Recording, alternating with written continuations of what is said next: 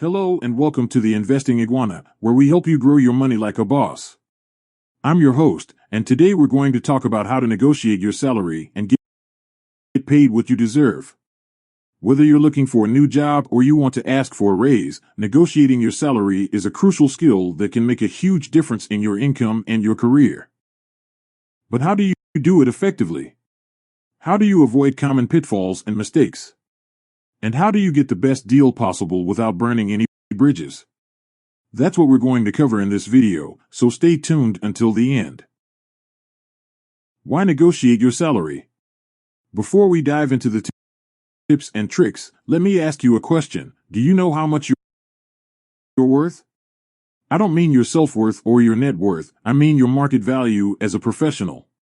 How much can you expect to earn based on your skills, experience, education, location, and industry? If you don't know the answer, you're not alone.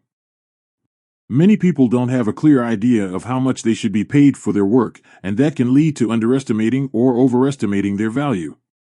And that can hurt your chances of getting the salary you want. But why does it matter? Why should you care about negotiating your salary? Well, there are several reasons why negotiating your salary is important and beneficial for you and your career. Here are some of them. Reason 1, it increases your income. This one is obvious, but it's worth mentioning. Negotiating your salary can help you earn more money in the short term and in the long term. Even a small increase in your salary can add up over time and make a big difference in your financial situation. For example, if you negotiate a $5,000 increase in your annual salary, that's an extra $416 per month before taxes. That's enough to pay for a nice vacation, a new laptop, or a monthly car payment. And if you invest that money wisely, it can grow even more over time. Reason 2, it boosts your confidence. Negotiating your salary can also help you improve your self-esteem and self-worth. When you ask for what you deserve and get it, you feel more confident and empowered. You also feel more respected and valued by your employer and by yourself. You realize that you have something valuable to offer and that you're not afraid to stand up for yourself. This can have a positive impact on your performance, your relationships, and your happiness. Reason 3, it enhances your career. Negotiating your salary can also help you advance in your career and achieve your goals faster. When you negotiate your salary, you show your employer that you're ambitious, proactive, and assertive. You also show them that you're aware of your value and the market trends. This can make you more attractive for promotions, raises, bonuses, and other opportunities. It can also help you build a reputation as a leader and an expert in your field. So as you can see, negotiating your salary is not just about getting more money. It's also about getting more respect, more confidence, more satisfaction, and more opportunities. How to determine your value. So how do you negotiate your salary effectively? Well, the first step is to determine your value. You need to do some research and find out what other people in similar positions are earning in your area and in your field. You can use tools like Indeed Salaries or Glassdoor to see the average pay rate for the position you're applying for or the position you currently have. You can also look at job postings and see what salary range they offer. This will give you a ballpark figure of what you can expect to earn. But don't stop there. You also need to consider your unique qualifications and contributions that set you apart from the average candidate or employee. For example, do you have more years of experience than the typical person in your role? Do you have any specialized skills or certifications that are in high demand? Do you have a higher level of education or a relevant degree? Do you have any leadership abilities or achievements that demonstrate your value? These are all factors that can influence your salary and give you an edge in the negotiation. To illustrate this point, let me tell you a story about one of my clients, who I'll call Lisa. Lisa was a graphic designer who wanted to apply for a senior graphic designer position at a reputable company. She had 4 years of experience as a graphic designer, and she had a bachelor's degree in graphic design. She also had a portfolio of impressive projects that she had done for various clients, including some well-known brands. Lisa did some research and found out that the average salary for a senior graphic designer in her area was $70,000 per year. She decided to set her range between $75,000 and $85,000 based on her experience, education, and portfolio. She applied for the job and got an interview. The interview went well, and she was confident that she had impressed the hiring manager with her skills and personality. At the end of the interview, the hiring manager asked her about her salary expectations. She said that she was looking for something between $75,000 and $85,000 per year and explained why she thought she deserved that amount. She mentioned her years of experience, her degree, and her portfolio. She also mentioned some specific skills that she had that were relevant for the role, such as web design, animation, and branding. The hiring manager nodded and said that he appreciated her honesty and transparency. He said that he would get back to her soon with an offer. A few days later, Lisa received an email from the hiring manager congratulating her on getting the job. He also said that he was happy to offer her a salary of $80,000 per year, plus some benefits and perks. He said that he was impressed by her value and potential, and that he was looking forward to working with her. Lisa was thrilled. She had successfully negotiated her salary and got paid what she deserved. She accepted the offer and started her new job with confidence and enthusiasm. How to prepare for the negotiation. Now that you have determined your value, you need to prepare for the negotiation itself. Here are some tips on how to do it right. Tip 1. Don't bring up salary first. Let the employer initiate the conversation about compensation. This way, you can avoid asking for too much or too little before knowing what they're willing to offer. Wait until they make an offer or ask about your expectations before revealing your range. Tip 2. Don't accept the first offer. Unless it's exactly what you wanted or more, don't agree to the first offer right away. Instead, thank them for their offer and express your interest in the job, but also say that you need some time to think about it. This will give you an opportunity to evaluate the offer and compare it with your research and goals. It will also show them that you're not desperate or easy to please. Tip 3. Don't be afraid to counteroffer. If the offer is lower than what you expected or wanted, don't be afraid to ask for more. Explain why you think you deserve a higher salary based on your value and market research. Be polite and respectful, but also confident and assertive. Use specific examples and numbers to back up your request. For instance, you can say something like, "I appreciate your offer of $65,000 per year, but based on my research and experience, I was hoping for something closer to $75,000 per year. I have more than 5 years of experience in managing successful marketing campaigns for various clients, and I have a master's degree in marketing from a top-ranked university. I also have several certifications in digital marketing tools and strategies that are essential for this role." Tip 4. Don't focus only on salary. Remember that salary is not the only thing that matters when it comes to compensation. There are other benefits and perks that can make up for a lower salary or enhance a higher one. For example, you can negotiate for things like health insurance, retirement plan contributions, bonuses, stock options, vacation days, flexible hours, remote work options, tuition reimbursement, professional development opportunities, etc. Think about what matters most to you and what would make the job more satisfying and rewarding for you. Tip 5. Don't get emotional. Negotiating salary can be stressful and nerve-wracking, but don't let your emotions get the best of you. Stay calm and professional throughout the process. Don't take anything personally or get offended by low offers or rejections. Don't act desperate or greedy or arrogant or defensive. Don't lie or exaggerate or make unrealistic demands. Be honest and respectful and reasonable at all times. Tip 6. Don't settle for less than what you deserve. Finally, don't accept an offer that doesn't meet your minimum requirements or expectations. Know when to walk away from a bad deal or a bad employer. If they're not willing to pay you what you're worth or offer other benefits that make up for it, then they're not worth working for either. How to handle common challenges. So far, we've covered how to determine your value and how to prepare for the negotiation.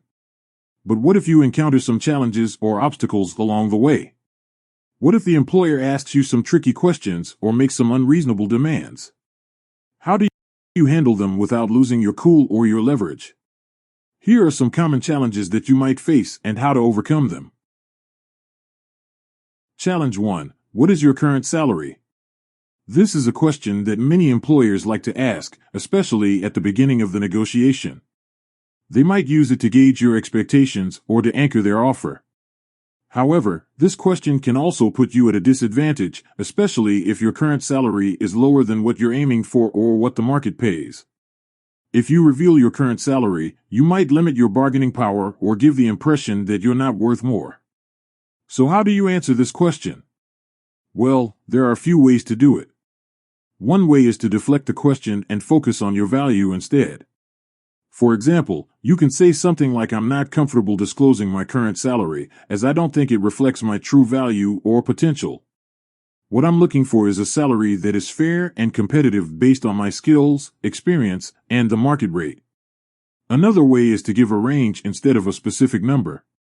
For example, you can say something like, "My current salary is in the range of $50,000 to $60,000 per year, but I'm open to negotiation based on the responsibilities and expectations of this role." A third way is to turn the question around and ask them what they have in mind. For example, you can say something like, "I'm more interested in hearing what you think this position is worth and what you're willing to offer."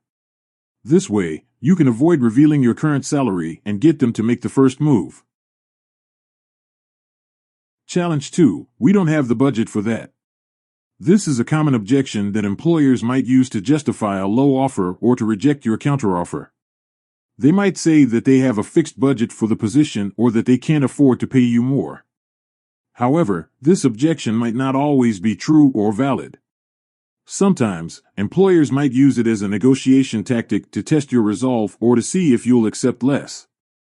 So how do you respond to this objection? Well, there are a few ways to do it. One way is to challenge their budget and ask for evidence or explanation. For example, you can say something like, "Can you please explain how you came up with that budget? How does it compare with the market rate and the industry standard?" Another way is to emphasize your value and show them how paying you more will benefit them in the long run.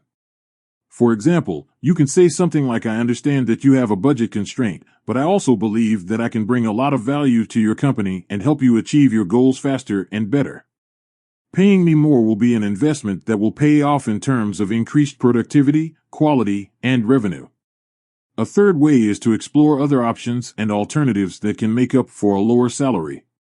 For example, you can say something like, "If you can't increase the salary, are there any other benefits or perks that you can offer me instead?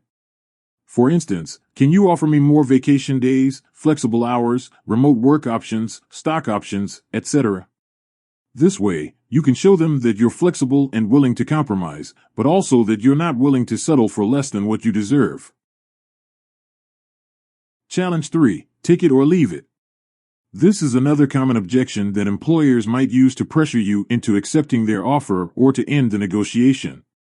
They might say that their offer is final and non-negotiable or that they have other candidates waiting in line.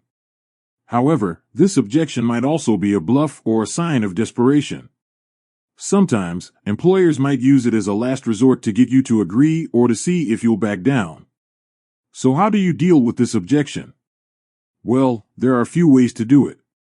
One way is to call their bluff and stand your ground.